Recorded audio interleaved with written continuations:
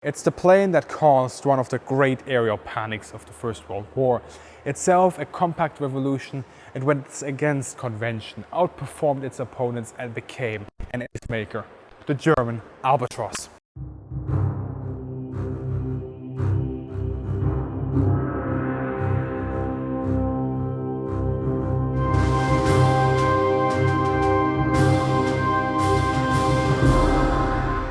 Hello everybody and welcome back to Military Aviation History.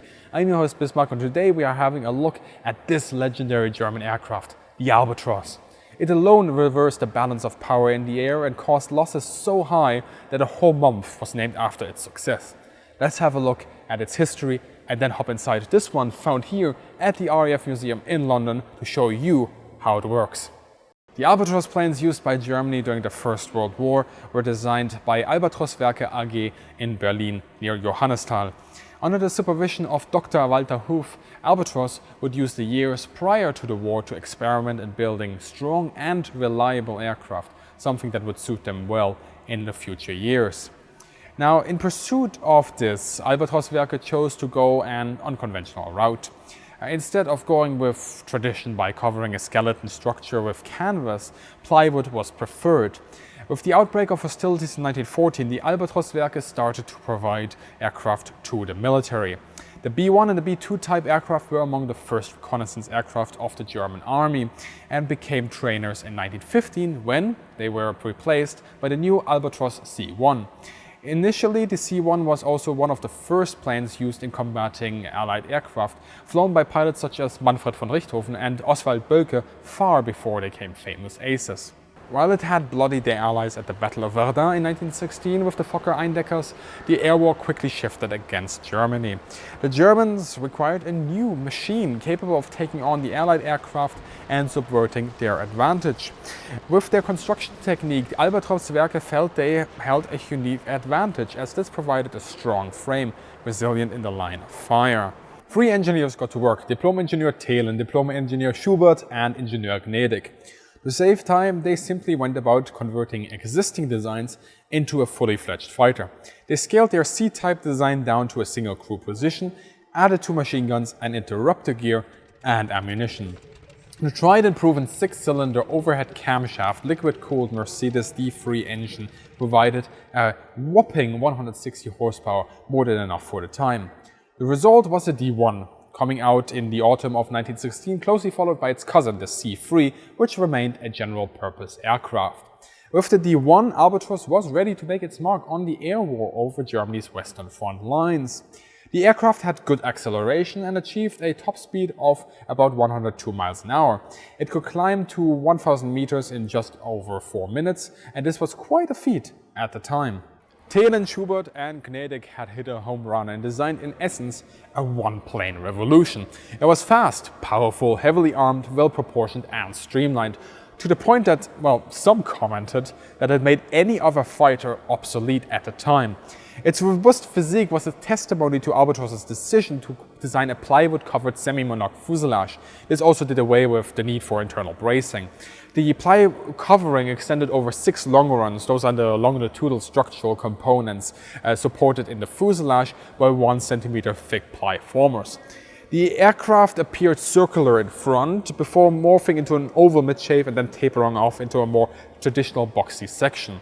This wooden construction extended to the vertical and horizontal fins, while the control surfaces were welded steel tubes covered in canvas. In fact, only the wings had an orthodox design by wrapping canvas around a wooden frame. The standard V-taped undercarriage was also given shock absorbers so that even a rookie pilot could experience a more graceful and pleasant landing at some times. The engine exhausts were also routed backwards instead of upwards as with earlier Albatros planes and the D-type prototype. An on-the-ground advantage of the D-type was actually, well, maintenance. The upper metal cowling that we have here could be removed very quickly and it allowed for good access to the engine, and the nose profile here complemented the plane's aerodynamics. But while the D.I was a runaway success in many ways, it did have a few kinks. First off, the radiators. They were just water cooling boxes hung by the side of the aircraft, and that did spoil the profile. Also, the top wing was mounted too high and unduly obstructed the view of the pilot, and there was also an issue with the lower wing, but we'll talk about that very soon. The D.I placed the advantage once more into the hands of the Germans. It was not as maneuverable as most Allied aircraft, but its performance and firepower placed the aerial initiative squarely into the hands of the German aviators, who now could both engage and disengage at will. In their first combat use, Bölke and 5 other pilots of Jasta II pounced 7 British Fe-2Bs, shooting down 5 with no losses, a sign of things to come. The Albatros production had been delayed, which makes their appearance in September 1916 somewhat late. Following a production run of 62 D1s, as well as an additional 118 converted into a float plane, the W4, various modifications were made, and this is where we go down the route to the D.V. First up came the D.II, which lowered the top wing by 10 centimeters and changing the original trestle cabans, those were the inner wing supports, into an N shape. This now gave the pilot a much better field of view. Next, while production of the D.II was on the way, the radiators were actually moved to the top wing, set centrally. Not only did this improve the aerodynamics, but it also reduced the risk of radiator damage from any fire. This means that you can find pictures of D.IIs with the old box Windhof radiators at the side of the fuselage and the new Teves and Braun cooling system. However, the D.II had no obvious performance increase. In fact, it climbed somewhat worse than the D.I and lost 20 minutes of endurance, dropping to 1.5 hours. 275 were built. The Albatros's performance carried the day for some time, but as is the rule of things, eventually the Allies caught up. And especially the French Nieuport 17, Nieuport 17 was responsible for balancing out the air war. Primarily influenced by this new adversary, Albatros Werke made adjustments to the design. The wing struts were changed to a V shape to support a new lower wing, which had been thinned, narrowed and lengthened, a direct influence of the Nieuport Sesqui design. The change was so modular, in fact, that no additional changes had to be made to the aircraft, and production continued straight on as the new D.III. At the same time, the central radiator was offset to a more ergonomic and less obstructing position right here to the starboard side of the pilot. Previously, a single bullet in the central mounted radiator ran the risk of, covering the aviator in burning hot water, which turns out is a little bit of a distraction in a firefight. An additional change was the introduction of a more rounded rudder, a modification coming from the subsidiary Ostdeutsche Albatros Werke. This change was retained in future versions. The D.III was as fast as the earlier variants, but the wing changes improved its climb considerably. Production was kicked into high gear with a total output of 1,340 aircraft. Both the D.II and D.III were also produced by the Austrian Österreichische Flugzeugfabrik AG to see service with the Austrian Air Service. Around 540 aircraft were completed. By spring 1917, the Albatros had become ubiquitous with the German fighter force. By now, nearly 300 aircraft were operational. And indeed, the Albatros gave the British Royal Flying Corps such a kicking at the time that they were nearly single-handedly responsible for what became known as Bloody April. And now, via that necessary detour, we arrive at the D.V. I'm jumping over the D.IV here because it remained a testbed for modifications such as a new engine. The D.V continued straight on from the D.III, but it featured a completely redesigned fuselage. The whole outer structure became elliptical, as you can see here. This necessitated the fitting of an additional longeron. A headrest was also added, but quickly replaced with a smaller version before being removed as pilots felt that it obstructed their view. Another change was that now the aileron control cables ran directly via the top wing to the control surface instead of via the lower wing. However, the Albatros was starting to fall behind as the Allies rolled out with new aircraft such as the British SE fighters and the French Spots. Prior in the war, the Albatros could always disengage by speed alone, yet against these new aircraft they faced, often pilots were forced to attempt a high-speed dive to escape. During such maneuvers, it was discovered that the top outer struts would fail and needed to be strengthened, and an old handicap began to manifest itself once more: the Albatros's lower wing. In high-speed dives, these would start to flutter, vibrate, twist, and all too often shear off. This presented an ongoing puzzle to the designers, as this weakness was due to a thus far unknown cause. It had happened before, but the wings had already been strengthened and the structural tests indicated no issues. One hypothesis was that the single spar contributed to the lack of stability by being placed too far aft. A temporary solution with an additional modification to the wing, the spar attachment and the bracing was attempted, but well, these provided no conclusive solutions. When rolling out to the frontline squadrons mid-1917, the D.V drew to less than favorable comments. For many it was a downgrade over the stellar D.III and less than an answer to the new Allied aircraft. In July of that year, von Richthofen called the D.V obsolete and ridiculously inferior. Nevertheless, the D.V started to appear with some additional changes. First, the airframe was strengthened and weight increased by up to 100 kg. The sources disagree on the exact amount. As well as that, the aileron control was once again changed to running via the lower wing, as with previous D versions. Why it had been changed in the first place, I'm not sure. Perhaps they had anticipated a better control response or felt that it was more protected, but it might also have been related to the change in fuselage shape. These changes did nothing to placate the German pilots. Performance had decreased even further, and while the carburation was changed to prevent loss of power at higher altitudes and the engine was operated from 160 to 180 horsepower, it did not reverse the fortunes of this bird that, after causing quite a racket, had become obsolescent.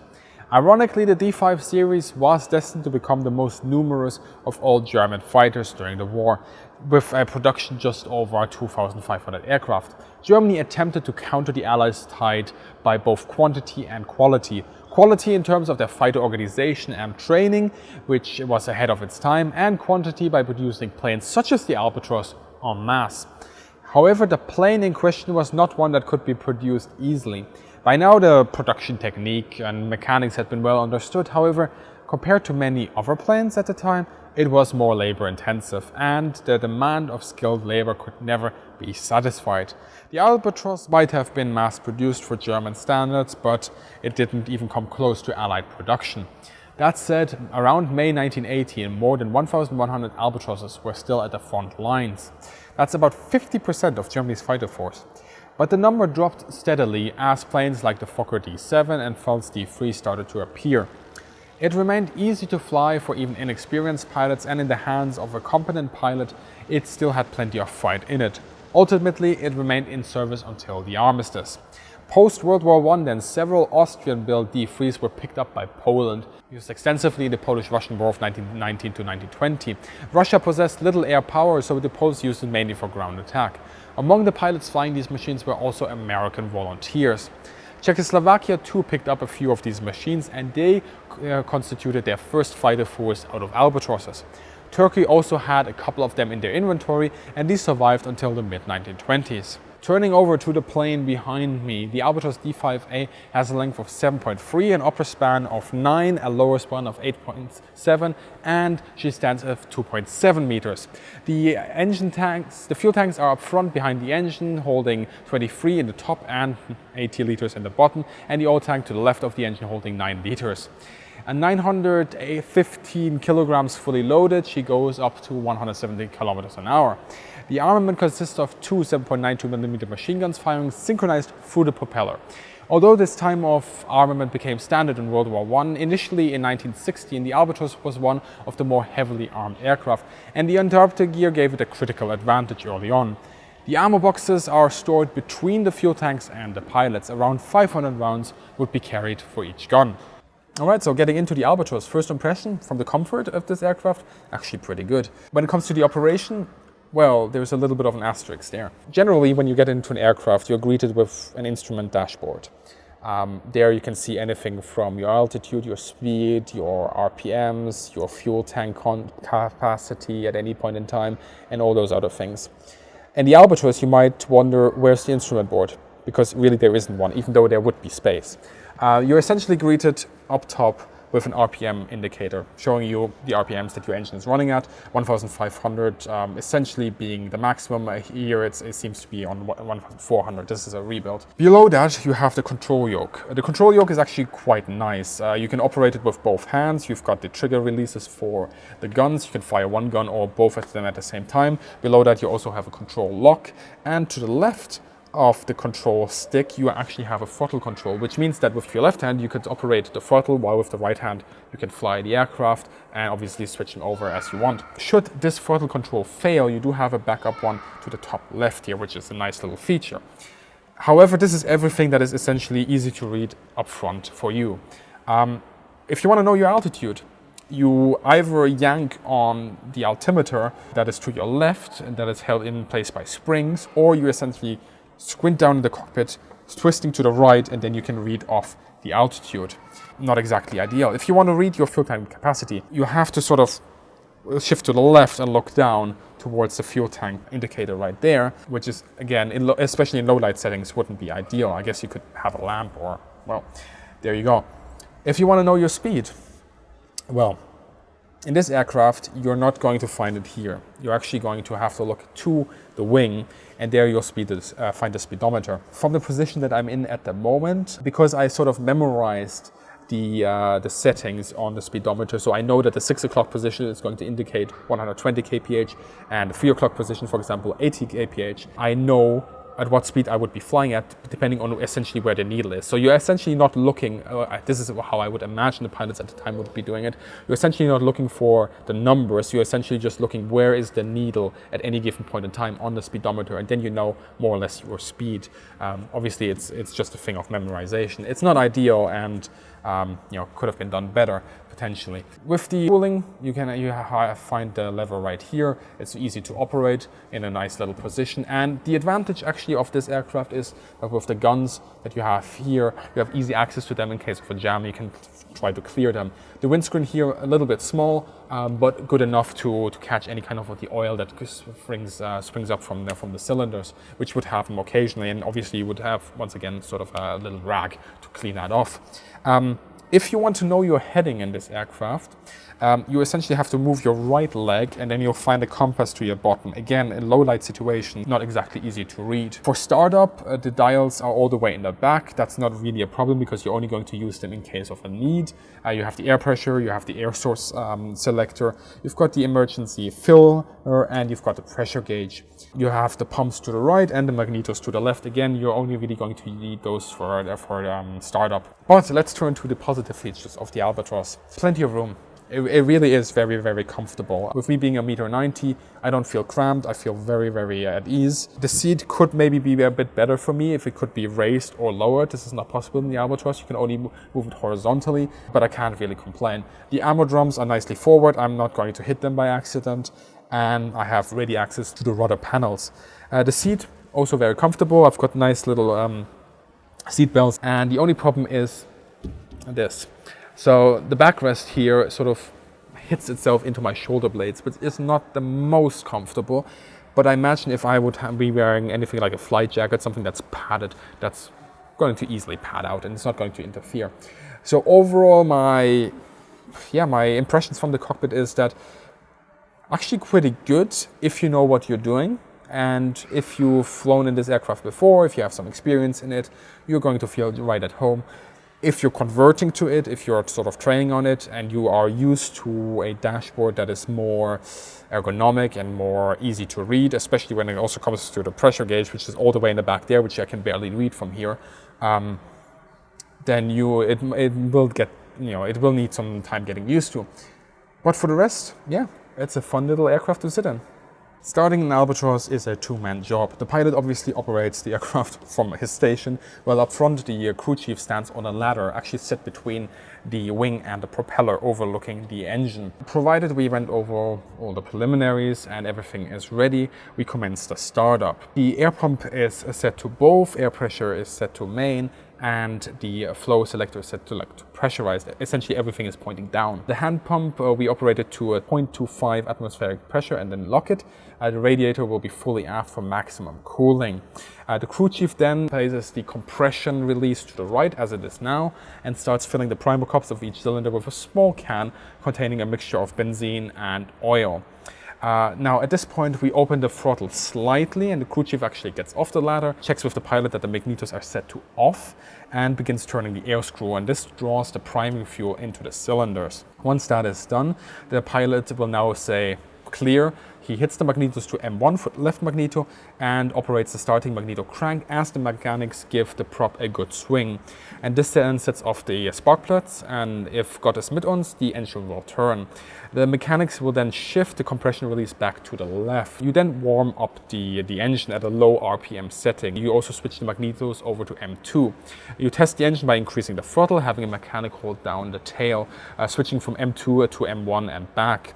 You should see a drop in RPMs when you switch over to M1s. If everything is running smoothly, you essentially signal the ground crew that you're ready to earn that Blauer Max, and they'll release the chunks, and then you taxi and take off at full throttle at 1,500 RPMs, and off you go into the never. From all the planes of the war, the Albatros continues to stand out. With its gorgeous and refined lines, it provides a stark contrast to the industrial, budgie look of other aircraft. Looking at it, you'd be excused for thinking that this was perhaps the passionate labor of love from an early aviation pioneer, rather than one of the most successful fighter aircraft of all time. It stood at the very edge of engineering methods and aeronautical knowledge of the time, yet it provided the German army with a reliable, resilient and thoroughbred fighter. One that is remembered today as an ace maker. It is, in every sense of the word, beautiful. Thank you very much for watching, and if you enjoyed this video, please consider supporting the channel via Patreon or PayPal and by sharing this video. And I want to thank the Royal Air Force Museum for allowing us to get close with their exhibit, and you can of course visit it here at their London site. As always, have a great day, good hunting, and see you in the sky.